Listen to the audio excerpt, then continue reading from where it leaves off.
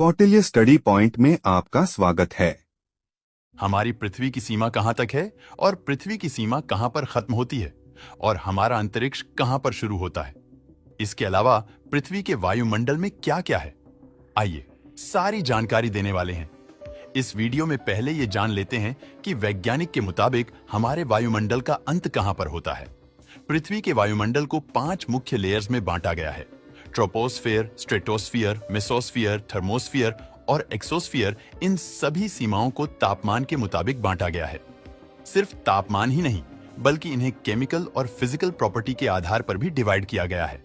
अब सीधी सी बात है कि अगर एक लेयर से दूसरे लेयर में टेम्परेचर डिफरेंस आ रहा है तो उसके फिजिकल और केमिकल कॉम्पोजिशन में भी डिफरेंस जरूर दिखेगा। खैर, चलिए वायुमंडल के इन 5 लेयर के बारे में जानते हैं।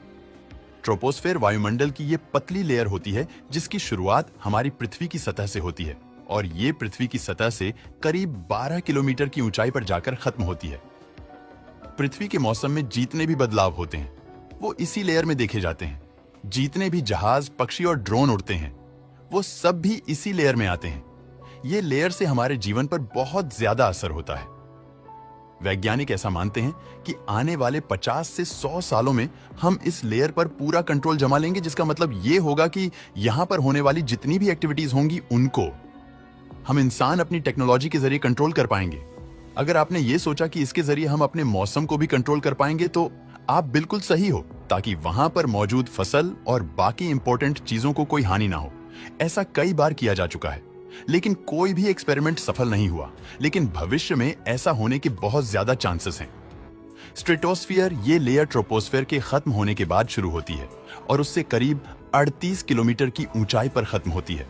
इसका मतलब ये हुआ कि इसके आखिरी छोर की ऊंचाई हमारी पृथ्वी की सतह से 50 किलोमीटर की दूरी पर होती है। वायुमंडल की इसी लेयर में ओजोन लेयर भी मौजूद होती है, जो हमें सूर्य से आने वाले हार्मफुल पार्टिकल्स से बचाती है। इस लेयर की फॉर्मेशन पृथ्वी के शुरुआती समय में हुई थी।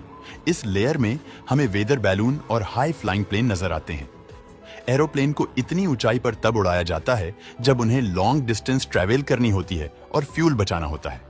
मेसोस्फियर, ये हमारे वायुमंडल की तीसरी लेयर है जिसकी शुरुआत होती है स्ट्रेटोस्फियर के खत्म होने के बाद और अंत होता है पृथ्वी की सतह से 85 किलोमीटर की ऊंचाई पर। यानी अगर हम बात करें इस लेयर की चौड़ाई की तो ये करीब 35 किलोमीटर मोटी होती है।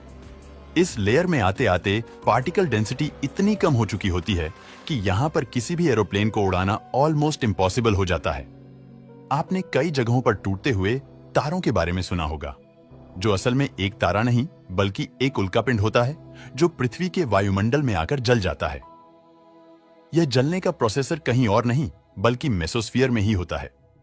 कई लोग ये बताते हैं कि ये आग फ्रिक्शन की वजह से लगती है, लेकिन मैं आपको बता दूं कि ये पूरी तरह से गलत है। दरअसल जब भी कोई पत्थर का टुकड़ा पृथ्वी के वायुमंडल में प्रवेश करता है तो उसके आगे के हिस्से पर लगने वाला प्रेशर पीछे के हिस्से पर लगने वाले प्रेशर से बहुत ज्यादा होता है, जिसकी वजह से उसका आगे का हिस्सा आग पकड़ लेता है। यही कारण है कि हमें वो पत्थर चमकता हुआ दिखाई देता है और इसे लोग टूटता हुआ तारा कहते हैं। मेसोस्फियर के खत्म होने के बाद आती है हमारे वायुमंडल की चौथी लेयर यानी थर्मोस्फियर। इसकी शुरुआत होती है पृथ्वी की सतह से 85 किलोमीटर की ऊंचाई पर और अंत होता है पृथ्वी की सतह से 600 किलोमीटर की ऊंचाई पर।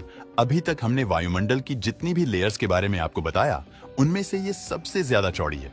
इसीलिए यहाँ पार्टिकल डेंसिटी बहुत ही ज्यादा कम होती है और यहाँ पर सिर्फ चार्ज पार्टिकल ही मौजूद होते हैं। इंटरनेशनल स्पेस स्टेशन और पृथ्वी का चक्कर लगाने वाली सैटेलाइट इसी लेयर में मौजूद रहती हैं। अगर यहाँ पर पार्टिकल डेंसिटी ज्यादा होती तो सैटेलाइट्स का फंक्शन करना काफी ज्यादा कठिन हो जाता। अब क्योंकि इस एरिया में आईएसएस चक्कर लगा रहा है तो इसका मतलब ये हुआ कि ये अंतरिक्ष में होना चाहिए। वेल, इसके बारे में हम आपको कुछ क्षणों में बताने वाले हैं। अंत में आती है पृथ्वी की सबसे मोटी लेयर जहां पर पार्टिकल डेंसिटी ऑलमोस्ट ना के बराबर होती है।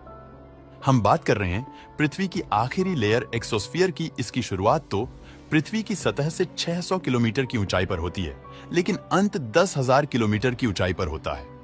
वैज्ञानिक के मुताबिक यही वो एरिया है जहां पर हमारे पृथ्वी का वायुमंडल और अंतरिक्ष आपस में आकर जुड़ जाते हैं।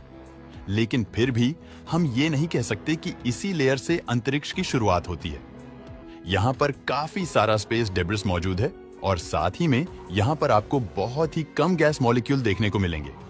इस लेयर को आप टेक्निकली स्पेस ही बोल सकते हो।